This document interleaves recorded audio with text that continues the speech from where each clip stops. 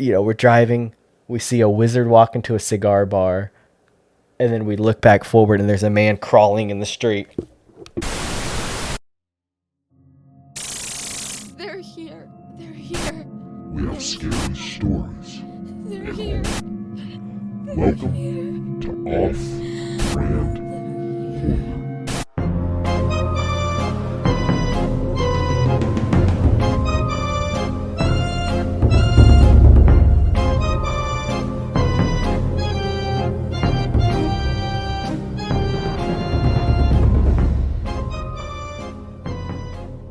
Good morning, good afternoon, or good evening. You're watching Off-Brand Horror Unstructured. If you're new to the channel, the Unstructured series is basically just as close to a podcast format as you're going to get. There's not a topic for the video going in, and we just kind of figure it out as we go, right? And it's kind of my excuse to keep my channel alive, as I said on the first episode of Unstructured, because I don't have a lot of motivation to make videos these days, right? And every now and then I'm like, I guess I could post something, and then I just sit down and we see what happens. And then maybe you never see this because maybe I'm editing it and I'm like, this is the worst thing I've ever seen. But I don't have a lot of motivation these days, and it's because who cares, right? Because the world's falling apart. Pretty soon you'll have to upload your social security number to be recommended this video on YouTube or something like that, but here I am doing it, and it's so that I can pretend that I'm still creative in some sense of the word, which I'm not. Last Friday I went to see Weapons, which is a new movie that's out in theaters. I mean, it's not new by the time you're seeing this, right? But I saw it on like opening weekend, and it's a new movie by Zach Kreger, who is the guy from Whitest Kid You Know. If you watched that sketch comedy show as a kid like I did, and then he made the movie Barbarian a few years ago, right, which I also enjoyed. But Weapons, for me, 5-star movie. 5-star movie. Liked it better than Barbarian, and I thought it was an excellent original horror movie, right? People love to complain that there's no original horror, which is a very valid complaint, right? It's all remakes and stuff, and then they go see something like Weapons and they're like, I didn't like it. It didn't follow the same formula I'm used to. You can't have it both ways. It's either new or it's not. So I pay no attention to the Weapons wasn't even that good. I don't see what the hype was about. First of all, there was no hype until after opening weekend. I went into it with my expectations like, this will be a pretty good movie because I like Zach Kreger. And then it was an excellent movie, and I was like, oh, that was really good. And that's what most people said. And then, of course, when a lot of people say something is good and they post about it online, you've got the contrarians who have to go against what most people are saying, and they've got to say, oh, I don't see what the big deal was. I don't see what all the hype is about. Well, congratulations on being different. No, you're entitled to your opinion, but you probably also like terrible movies. I'll avoid spoilers in the little bit that I'm going to talk about Weapons, but I am going to talk a little bit about the movie in general. So if you would prefer to go in completely blind to this movie, which I would recommend, then skip ahead in this video. I have the chapters down below. You should be able, if you're on your TV, then you can just start fast forwarding a little bit, and you should see it pop up, and you'll see different chapters, and this one will be called Weapons, and then you can just go to the next chapter, and you'll miss any of this. And if you're on your computer, then you should be able to just hover your mouse and see it and skip ahead. But it's going to be spoiler free. But I just want to say, for the people that haven't seen it, who want to go in completely blind, not knowing anything about it, then skip ahead. I'm going to talk about it very briefly. I thought it was a good mix of horror, thriller, and comedy, right? And I'm a big fan of mixing genres like that, right? One of my favorite horror movies is probably Scream, which is, you could argue a horror comedy, right? And this one is not even blatantly a comedy. There's just comedic moments. And I saw some people complaining about that, right? Why not? Comedy's in the world. We use comedy to get through our lives every single day. You laugh at something, right? I would hope something makes you laugh every single day. That's life. Don't give me a bleak freaking horror movie with absolutely no comedy in it, because that's not realistic to me. There's got to be comedic breaks, because that's life. That's more realistic to me. Just like it's realistic that the police department in this movie wasn't doing a good job investigating missing children. People were like, why didn't they investigate better? Oh, have you listened to any true crime podcasts ever? Have you paid attention to any case where someone's missing? They usually don't do a great job. That was a very realistic aspect of this movie, I thought. But what I liked about this movie, or what made me appreciate it more, was something I didn't know going in, and it makes me want to go rewatch it. This movie was dedicated through and through to Zach Kreger's friend Trevor Moore, who was also part of the Whitest Kids You Know sketch comedy group, and he passed away. Tragically, he fell off of his balcony and died. And I remember being very upset hearing about that, just because he was such a big part of my life growing up, was watching Whitest Kids You Know, and specifically Trevor Moore was a huge part. Zach said that each character in this movie is a different stage he went through grieving Trevor Moore. That's a really cool concept. You know, that's a really cool thing that's not obvious watching the movie, but to know that that was his intent going in. Because he said he sat down and started writing weapons very soon after Trevor died. And he just needed to get his mind on something, so he started writing. So that's what he does. He's a writer. So he sits down and he starts writing. He started letting out his grievances in the form of these characters and letting these characters grieve for him. So each character was a different stage of something he went through, the alcoholic, this and that. And like I said, I'm not going to give away too much, but there was like a part where Josh Brolin's character sees his missing son in a dream and tells him, I don't know why I have such a hard time saying I love you, and I wish I said it more. And that's so heartbreaking to think about, that Zach probably wishes he said I love you more to his friend Trevor, but it's so weird to say that, right? For some people say it all the time. My wife says I love you to her family constantly. Like every time they're on the phone, that's how they end the conversation. I can't remember the last time I've said it to a family member, or they've said it to me. And then there were little things throughout it, like some homages to skits in Whitest Kids You Know. And I won't say what, so you can go in and then Google it afterwards and see if you catch it when you're watching the movie, you know. And then I don't know if this part is true, but it makes sense. I saw someone say online that, and this is a plot point that you know if you've seen the trailer, a bunch of kids in a classroom go missing at 2:17 a.m. They all get up and they leave their houses and they're never seen again. That was around the time that Trevor Moore died. And so most likely this is, since the movie is in tribute to Trevor, Zach is basically saying, how is it that someone can just leave the house and then never be seen again? Anyway, 5-star movie to me. Like I said, without even knowing all that stuff about Trevor, I just thought it was a really good movie. And then that was like the beginning of a series of events that are still ongoing. The next day, I had plans to go to a horror film fest with a friend, and found out that day that my wife's grandfather had passed away. And then she told me to go ahead and go, you know, not to cancel the plans because there was nothing we needed to do anyway, but wait, you know, because even her parents were out of town and they were having to come in. And it's not like, you know, we needed to do anything. And plus, I think that it gave my wife an opportunity to kind of grieve by herself, because, you know, she's the type of person, something happens, she wants to be alone for a while. I went ahead and I went to the horror film fest in Houston with a friend of mine. I got to meet Jamie Kennedy from Scream, which was really cool. He was nice. I was standing in front of the line. I was at the front and he was on a break, and he comes up behind me and he's like, everybody's a suspect.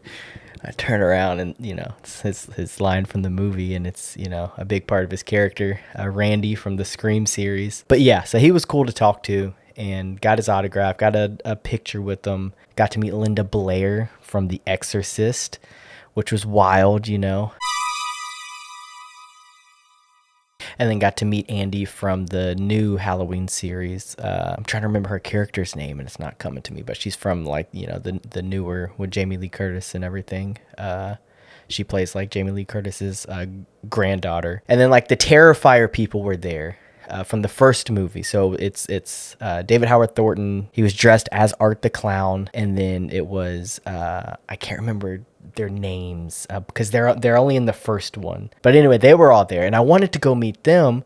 But aside from being cheap and, spending all that money on other things already that day, their line was so long. Like, everyone was there. Everyone wanted to meet the Terrifier people. And the line was just so long. And I was like, I can't do it. I'm an old man these days. I see a line and I'm like, no, I'm good. I don't need to ride this roller coaster. I don't need to meet this celebrity. So we walked to the front of the line and just like saw him, there he goes, there she is, oh, that's the other one, there she is. Just kind of looked at him like they're in a zoo, oh yeah, there they go. Look, they like look up at you and you're like, they're like, are you gonna get in line and pay me? You're like, no, just checking you guys out. Didn't take any pictures, can remain respectful, because you're supposed to pay to take a selfie with them, but some people sneak pictures from afar, and it's just, all right, that's them, let's go. That's all I did with them. But did take some pictures with some cosplayers, that played, just regular people that are dressed up as like Art the Clown and stuff like that. And they were super cool. One specifically, we were sitting at, because this was all taking place in a hotel, and we're sitting at the hotel restaurant taking a break. This Art the Clown cosplayer comes in with the freaking garbage bag and sits down in a booth by himself, which, if you've seen the first movie, that's literally something that happens in the movie. Like, he walks in when the girls are sitting in a restaurant eating, and he's got the garbage bag, and then he's just like staring at them. And he kind of did that. He just kind of looks at us, and we were like, oh, this is pretty cool. So I got up and went over there and took a picture with them. He let me take a picture with them. Then I go back to the table. I'm like, did I just do exactly what like the one girl that we were calling stupid did in the movie? Because like in the movie, he goes into the restaurant and the one girl's like, oh my god, look at him, look how he's dressed, like, and she goes over and she sits in his lap and like takes a selfie with them. And you're like, you idiot, that's obviously some freaking psychopath. What are you doing? And like her friend is like, why would you do that? And she's like, it's Halloween, like he's just dressed in a costume, it's fine. She's like, but he's not talking or anything. Like, he doesn't seem like he's just a guy. Like, and this guy wasn't talking or anything either. He's just like in character. And I go over and I sit down. I'm like, I'm going to take a picture with you. Is that okay? And, get the picture and everything. And I'm like, I just did what the stupid person does in the horror movie. I'm going to be hung upside down later and sawed in half. Yes, that was fun. The horror convention was fun. And then we got back. Met up with my wife, who was still with her parents. She ended up meeting up with her parents, so I sat with them for a while. I had a few drinks, and we just had to kind of prepare ourselves for the funeral, for her grandfather's funeral. And that was the next week, Friday, which was just a few days ago for me. It's Sunday now that I'm recording this, and I just don't do good with funerals these days, I guess. But no, her grandpa was a good person, and it was very sad to have to say goodbye. And it makes me wish that I could talk to people better, if that makes sense. I'm an introvert. The most talking I do is on this podcast, probably. And I'm not good at holding a conversation with people. And I don't like that about myself, specifically for people that I care about, because I don't know how to talk to them. And there's plenty of things that I wish I could have talked to him about and talked to other people who have passed away about before they're gone. But there's some kind of block there. It's like you choke up and you can't do it, and then you regret it. So yeah, that's just something I wish I could get better at, but I probably won't. I just feel like the years are flying by these days. I've talked about my dog a lot on this channel. I feel like she should still be a puppy, but she's 13. Just yesterday morning, on top of everything else that's going on, we get up and she sleeps on the bed with us, but she can't jump up and down there. So I have to pick her up, put her on. And so I get out of bed and I go to pick her up to get her off the bed. I always pick her up the same way. My hands go under her stomach area and chest, and we lift, and then we put her down. And when I lift her, she starts freaking like, crying, dog crying. And I'm like, oh my God. So I put her down really fast, and she's like limping, and like her back right leg is like not, it looks crooked, and it's like not connecting with the ground. Like she's making sure she doesn't walk on it.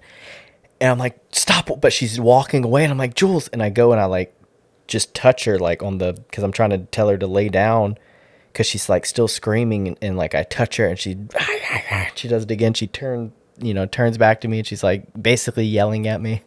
I'm like, sorry. And so I just let her go, and I just have to follow her and wait for her to eventually lay down. I go and I touch on her leg, and I'm moving it. I'm feeling around, trying to see if I feel anything, and I don't know what it is. She didn't like scream like that for the rest of the day, but then she was limping. And she's still limping now. And of course, this was a Saturday. The vet's office is closed. But she started acting like as normal as possible again. Like pretty soon after that, like she wanted her food. She wanted to go outside, but just limping. And she's wagging her tail. And she can't jump up on the couch, but she's like trying to. And you're like, stop, stop, stop. So then I'm having to pick her up. She's fine then when I'm picking her up and putting her on the couch, and then picking her off the couch, putting her on the ground. She's had so many health things, and it's just a reminder that you get old and stuff stops working, humans and animals.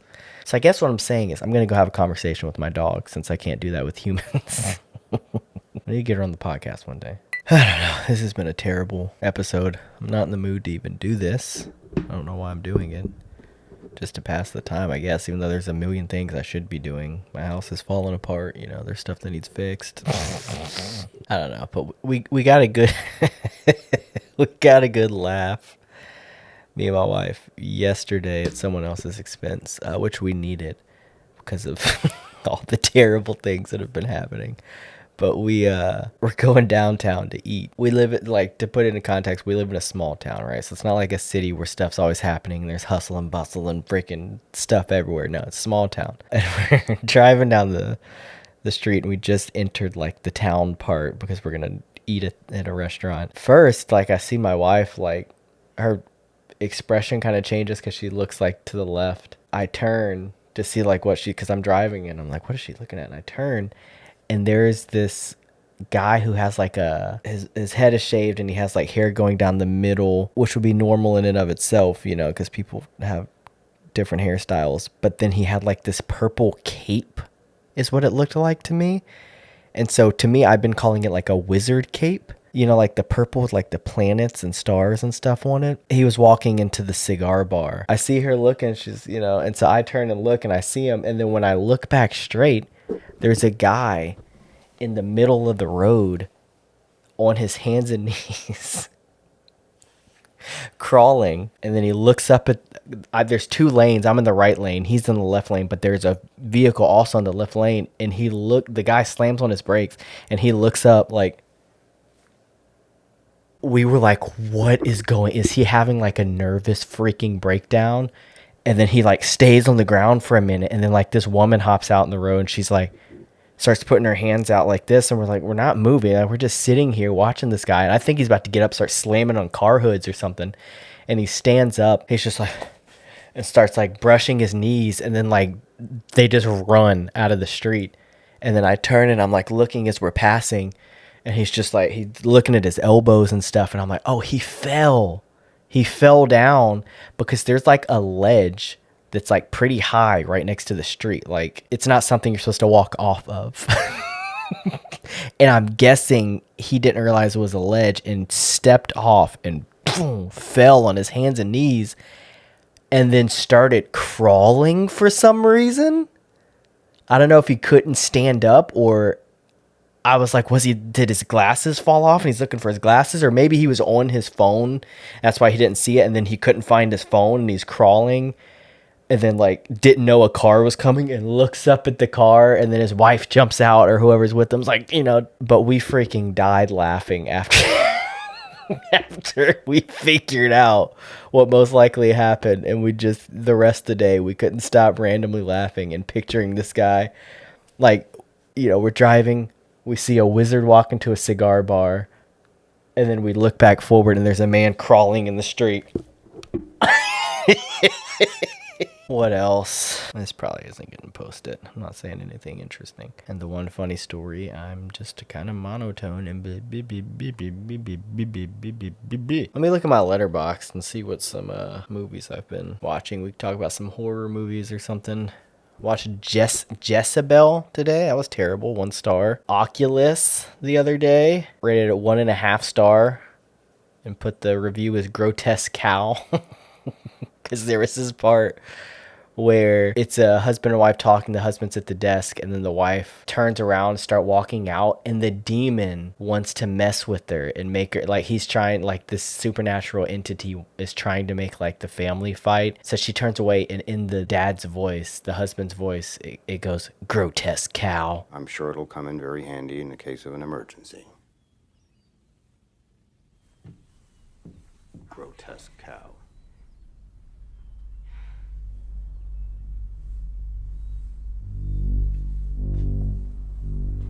What did you just say to me? I didn't say anything. And she turns around, she's like, excuse me? But I thought it was freaking hilarious, because what kind of insult is grotesque cow? And I asked my wife, I said, what would you do if I called you a grotesque cow? When you were walking away, if you heard me mumbling under my breath, grotesque cow. And she said she would die laughing. And she wouldn't take it seriously at all. Sinners, I rewatched because I saw that in theaters, but I rewatched it recently. 4 stars. It's a good movie. It's another good original horror movie of this year. A lot of people are arguing Sinners versus Weapons, like you have to compare, like just like both movies, Don't you know we're all going to die? Did you know that?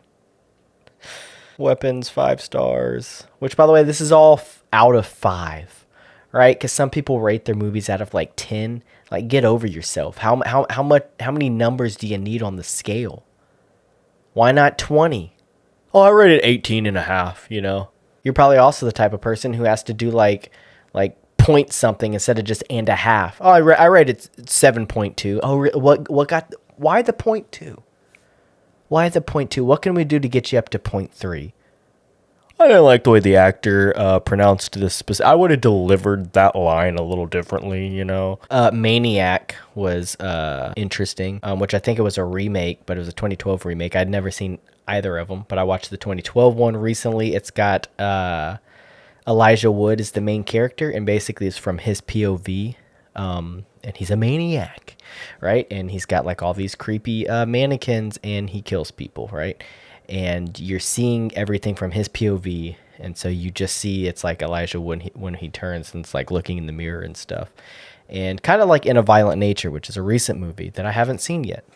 But I thought that was the first time that had been done. Apparently not. I rated it 3.5 stars, and I said it felt like I was playing a video game because of the POV plus pauses in between dialogue. Like I was needing to select from the screen how to reply. Because yeah, it kind of had a weird vibe to it like that too. Like he would, like the character would be talking to you. It feels like it's talking to you because it's, you're Elijah Wood. And so they're looking like right at the camera, and they're like, yeah, I just made this piece of artwork here. What do you think? And Elijah would be like,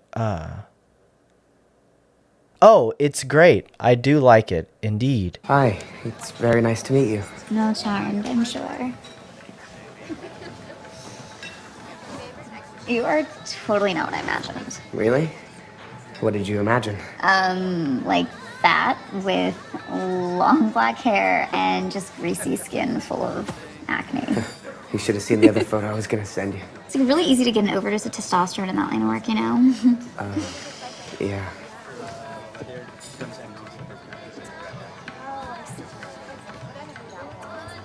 So why don't you have a girlfriend? You okay? Just... And I feel like it's, you're playing a video game and you're like, you've got 3 different phrases to choose from. And that's just how the whole movie was. But it was an interesting concept, and it was pretty decent. 3.5 stars. All right, let's end this nightmare. Let's look up horror news, because that's how we end every episode, right? Let's click on the top article. The 10 best horror movies of 2025 so far ranked. It is written by The Wrap. Number 10, Bring Her Back. I'm not going to read the giant freaking stuff they put under it. It'd be way too long. But I saw Bring Her Back. It was good. Number 9, Together. I still want to see Together. Together seems like it's good. Even though I know there's controversy because they're saying that maybe they stole the idea from some indie movie makers or something. I don't know. You know? It's too much drama. Everything's drama these days, dude.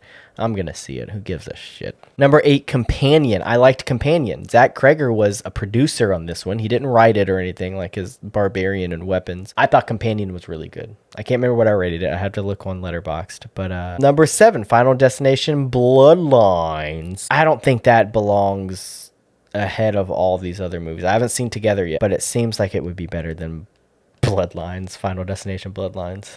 It wasn't the worst in the franchise, but definitely wasn't like a great movie, I don't think. Number 6, The Monkey. Haven't seen that one yet. Need to see it. Number 5, Presence. Haven't even heard of it. Number 4, Heart Eyes. Seems weird. I don't know. Someone cosplayed as Heart Eyes at the Houston Horror Fest, and I was like, wow, that's modern. Look at that. Number 3, 28 Years Later. Haven't seen that. Probably won't.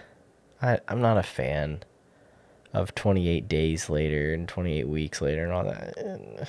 We need new horror movies. I'm tired of sequels and remakes. And then you've got freaking original horror, and it's like, oh, I didn't like it. Let's put 28 Years Later at number 3. Here I am, all my complaining. Number 2, Weapons.